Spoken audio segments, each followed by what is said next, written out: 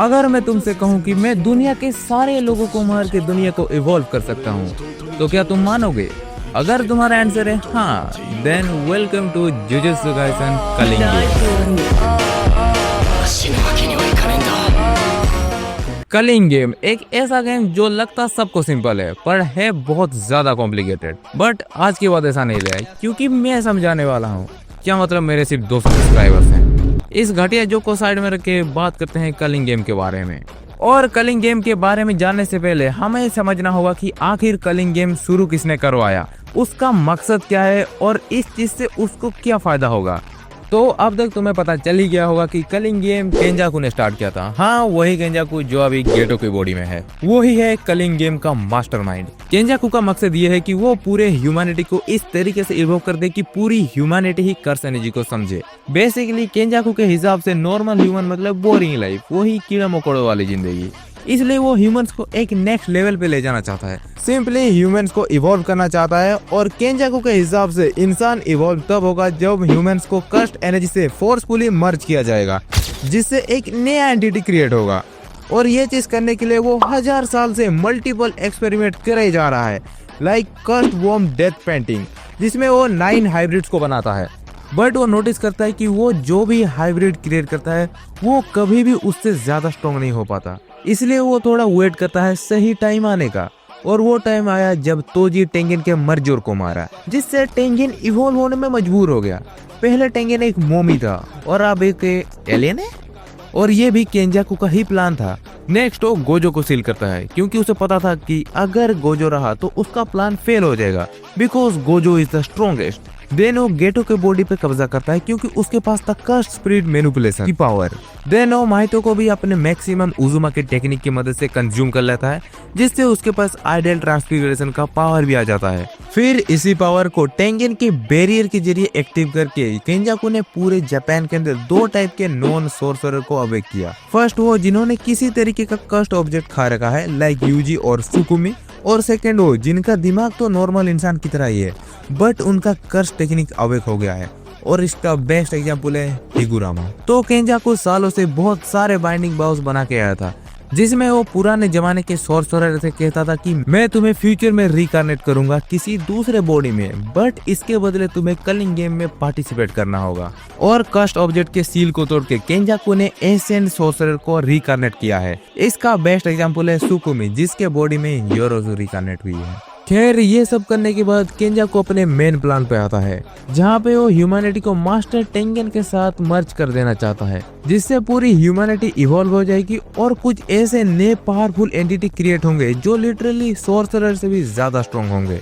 But इस ritual को करने के लिए केंजाकू को बहुत ज्यादा कस्ट एनर्जी की जरूरत है, और इतना कस्ट एनर्जी किसी एक सोर्सरर के अंदर तो नहीं होगा। तो इतना ज्यादा कस्ट एनर्जी कहाँ से आएगा? कलिंग गेम से आएगा, क्योंकि जब एक सोर्सरर दूसरे सोर्सरर से फाइट करेगा और ऐसा बहुत सारे सोर्सरर करेंगे, तो उससे जो कस्ट एनर्जी का आउटपुट होगा उसका इस्तेमाल से इस रिचुअल को कंप्लीट किया जाएगा, जिससे पूरी ह्यूमैनिटी मास्टर टेंगेन के साथ मर्ज हो जाएगी और ह्यूमैनिटी इवॉल्व हो जाएगी, जिससे केंजाकू का सदियों पुराना सपना भी पूरा हो जाएगा। तो अब तुम्हें पक्का कलिंग गेम के बारे में सब कुछ समझ में आ गया होगा कि कलिंग गेम किसने शुरू किया था, क्यों किया था और किस मकसद से किया था। सो अब चलते हैं रूल्स की तरफ। और रूल्स को जानने से पहले हमें जानना होगा कि आखिर कौन है कलिंग गेम का गेम मास्टर। एक बात बोलूं, तू थोड़ा चूतिया बूतिया है क्या बे? अबे ऐसा क्या हुआ? क्या हुआ? अबे तूने ही तो कहा था कलिंग गेम केंजाकू ने स्टार्ट किया है। हाँ, मैंने कहा था कि केंजाकू ने कलिंग गेम स्टार्ट किया है, पर मैंने ये नहीं कहा था कि कलिंग गेम का गेम मास्टर केंजाकू है। कलिंग गेम का गेम मास्टर कोई है ही नहीं, क्योंकि कलिंग गेम को शुरू करने के लिए केंजाकू ने पास में बहुत सारा बाइंडिंग बाउस क्रिएट किया था। और उन बाइंडिंग बाउस में से एक बाइंडिंग बाउस ऐसा था जो बहुत ज्यादा इंपॉर्टेंट था, जो ये था कि केंजाकू खुद गेम मास्टर नहीं होगा। इसका मतलब अगर केंजाकू मर भी जाए तो भी कलिंग गेम नहीं होगा। बेसिकली केंजाकू का प्लान सक्सीड होके ही रहेगा। एनीवेज, कलिंग गेम को स्टार्ट करने के लिए केंजाकू ने पूरे जापान के अंदर 10 कॉलोनी को क्रिएट किया, जिनके अंदर फाइट्स होंगी। नाउ अब आता है रूल्स की तरफ। तो पहला रूल है कि जिन भी इंसानों का कर्स टेक्निक अवेकन हुआ है उनको 19 दिन के अंदर पार्टिसिपेट करना ही होगा, और ये चीज वो किसी भी कॉलोनी के अंदर एंटर करके कर सकते हैं। दूसरा रूल ये है कि अगर किसी ने पहला रूल तोड़ा तो उसका कर्स टेक्निक रिमूव कर दिया जाएगा, जिससे उसका दिमाग बौखला जाएगा और वो वहीं पे मर जाएगा। सिंपली अगर तुमने रूल फॉलो नहीं किया तो तुम मारे जाओगे।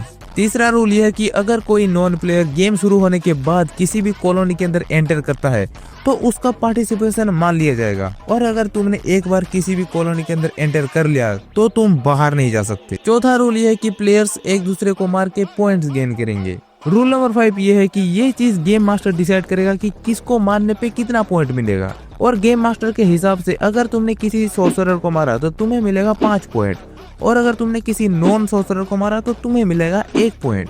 छठा रूल ये है कि अगर किसी प्लेयर का 100 पॉइंट्स हो जाते हैं तो वो गेम के अंदर एक नया रूल ऐड करवा सकता है अपने 100 पॉइंट्स को खर्च करके। सातवां रूल ये है कि गेम मास्टर को नया रूल एक्सेप्ट करना ही होगा, बट ध्यान रखना कि वो रूल किसी प्रीवियस रूल को तोड़ ना दे या फिर गेम चलने में कोई दिक्कत ना आए। लास्ट और 8वां रूल ये है कि अगर किसी प्लेयर का पॉइंट 19 दिन तक सेम रहा तो उसका भी कर्स टेक्निक रिमूव कर दिया जाएगा। इसका मतलब तुम्हें 19 दिन के अंदर किसी ना किसी को तो मारना ही पड़ेगा, तभी तो तुम्हारा पॉइंट चेंज होगा। बट इसका भी एक सोल्यूशन है जो तुम्हें आगे पता चलेगा। सो फाइनली मैंने कलिंग गेम के सारे मेन 8 रूल्स को एक्सप्लेन कर दिया है, और इसके बाद भी 6 और रूल्स है जो ऐड हुए हैं, और वो रूल्स है ये। 9th रूल काफी मॉड करवाता है कि कोई भी प्लेयर किसी दूसरे प्लेयर का सारा इन्फॉर्मेशन जान सकता है, लाइक वो किस कॉलोनी में है, उसके पास कितने पॉइंट्स है, सब कुछ। 10th रूल हिगुरा में ऐड करवाता है कि प्लेयर्स एक दूसरे के साथ अपने पॉइंट्स एक्सचेंज कर सकते हैं, जिससे उनको किसी दूसरे सोर्सरर या इंसान को मारना नहीं पड़ेगा।